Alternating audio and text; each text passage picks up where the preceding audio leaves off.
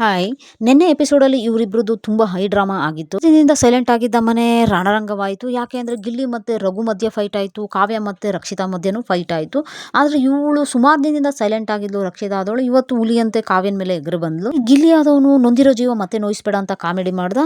ಇಲ್ಲಿ ರಕ್ಷಿತಾ ಆದವಳು ಅಲಿಗೇಷನ್ ಏನು ಕಾವ್ಯ ಮೇಲೆ ಅಂದರೆ ಕಾವ್ಯ ಎಲ್ಲೂ ಕೆಲಸ ಮಾಡಲ್ಲ, ಮನೇನ ಅಕ್ಸೆಪ್ಟ್ ಮಾಡ್ಕೊಂಡಿಲ್ಲ, 1% ಕೂಡ ಅವಳು ನನ್ನ ಕಾಂಪಿಟೇಟರ್ ಅಂತ ಅನ್ಸಲ್ಲ, ವೀಕ್ ಆಗಿರೋರನ್ನ ಆಚೆ ಹಾಕಬೇಕು, ಎಫರ್ಟ್ಗಿಂತ ಸ್ಟ್ರಾಟಜಿ ಮಾಡಿ ಸೇವ್ ಆಗಿದ್ದಾರೆ ಅನ್ನೋದನ್ನ ಅಲಿಗೇಷನ್ ಮಾಡ್ತಾರೆ ಕಾವ್ಯ ಮೇಲೆ. ನಾನು ಕೆಲಸ ಮಾಡೋಕೆ ಬಂದಿಲ್ಲ, ನನಗೆ ವಹಿಸಿರೋ ಕೆಲಸ ಮಾಡ್ತೀನಿ, ಸ್ಟ್ರಾಟಜಿ ಅಂದ್ರೆ ಏನು, ಸ್ಟ್ರಾಟಜಿಗೆ ಆನ್ಸರ್ ಕೊಡು, ಇಲ್ಲ ಅಂತ ಅಂದ್ರೆ ನೀನು ಮಾಡ್ತೀಯಲ್ಲ ಅಂದ್ರೆ ಕಾಲಲ್ಲಿ ಅಶ್ವಿನಿ ಅವರ ಓಟನ ಕಾಲ್ ತುಳಿತೀನಿ ಅಂತ ತೋರಿಸಿದ್ರಲ್ಲ ಅದೇ ತರ ತುಳಿದು ತೋರಿಸ್ತಾರೆ. ನಿನ್ನ ಸ್ಟ್ರಾಟಜಿಗೆ ಆನ್ಸರ್ ಕೊಟ್ಟಿಲ್ಲ ಅಂದ್ರೆ ಇದಕ್ಕೆ ಸಮ ಅಂತ ಕಾಲಲ್ಲಿ ತುಳಿದು ಹೇಳ್ತಾರೆ.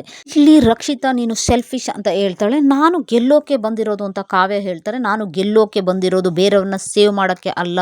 ಗಿಲ್ಲಿನ ಪಾಪ್ಯುಲರ್ ಅಂದಿಯಲ್ಲ, ಹಾಗೆ ಮಾಳು ಪಾಪ್ಯುಲರ್ ಅಲ್ವಾ ಅಂತ ಕೇಳ್ತಾರೆ. ಹಾಗೆ ಇಲ್ಲಿ ರಕ್ಷಿತಾ ಆ ಕಡೆ ಈ ಕಡೆ ಓಡಾಡ್ತಿದ್ದು ಮತ್ತೆ ಸ್ವಲ್ಪ ಆ ಕಡೆ ಈ ಕಡೆ ಮಾತನ್ನ ಕೇಳಿಸ್ಕೊಳ್ದೇ ಇರೋದಕ್ಕೆ ಕಾರಣಕ್ಕೆ ನಿನಗೆ ಮೀಟರ್ ಇಲ್ವಾ ಕೇಳಿಸ್ಕೊಳ್ಳೋಕ್ಕೆ, ಕಾವ್ಯ ಅದವಳು ನಿನ್ನ ಚೀಪ್ ಗೇಮ್ ಇಲ್ಲಿ ನಡೆಯಲ್ಲ ನನ್ನ ಹತ್ರ ಅಂತ ಹೇಳ್ತಾಳೆ. ಹಾಗೆ Rakshitha Kavya is equal to strategy, big boss bell ಮಾಡಿ ಅಂತ ಹೇಳ್ತಾರೆ. ಒಂಥರ ಕಾಮಿಡಿ ಆಗಿತ್ತು. ಯಾಕೆಂತಂದ್ರೆ ಹೇಳೋದೆಲ್ಲ ಹೇಳ್ತಾಳೆ ಆದ್ರೆ ಇನ್ನೊಬ್ರ ಮಾತನ್ನ ಕೇಳಿಸ್ಕೊಳಕ್ಕೆ ರೆಡಿ ಇಲ್ಲ ಅನ್ನೋ ರೀತಿಯ ಅದು ಜನಗಳಿಗೆ ಒಂಥರ ನಗು ಬಂತು. ಡಿಸರ್ವಿಂಗ್ ಇಲ್ಲ, ಮತ್ತೆ ಈಗ ಕಾವ್ಯ ಆದವಳು ಚೀಪ್ ಗಿಮಿಕ್ ಮಾಡಿದ್ರೆ ನಿನಗೆ ಜನ ಓಟ್ ಹಾಕಲ್ಲ ಅಂತ, ಮತ್ತೆ ನೀವು ಗಿಲ್ಲಿ ಗಿಲ್ಲಿ ಗಿಲ್ಲಿ ಅಂತ ಹೇಳ್ತೀರಾ, ಕಾವ್ಯ ನೀನು ಮಾಡು ಮಾಡು ಅಂತ ಹೇಳ್ಬೇಡ ಅಂತ ಹೇಳ್ತಾಳೆ. ಮತ್ತೆ ಕಾವ್ಯಗೆ ನೀವು ಹೊರಗಡೆ ಹೋದ್ರೆ ಗಿಲ್ಲಿ ಸರಿ ಹೋಗ್ತಾನೆ, ನಿನ್ನ ಕನ್ಸಿಡರ್ ಮಾಡಲ್ಲ, ನಿನ್ನ ಈ ಮಾತುಗಳನ್ನ ನಾನು ಕನ್ಸಿಡರ್ ಮಾಡಲ್ಲ. ಇವರಿಬ್ರು ಕಿತ್ತಾಟ. ಈ ವಿಡಿಯೋ ಇಷ್ಟ ಆದ್ರೆ ದಯವಿಟ್ಟು ಲೈಕ್ ಮಾಡಿ. Thank you so much.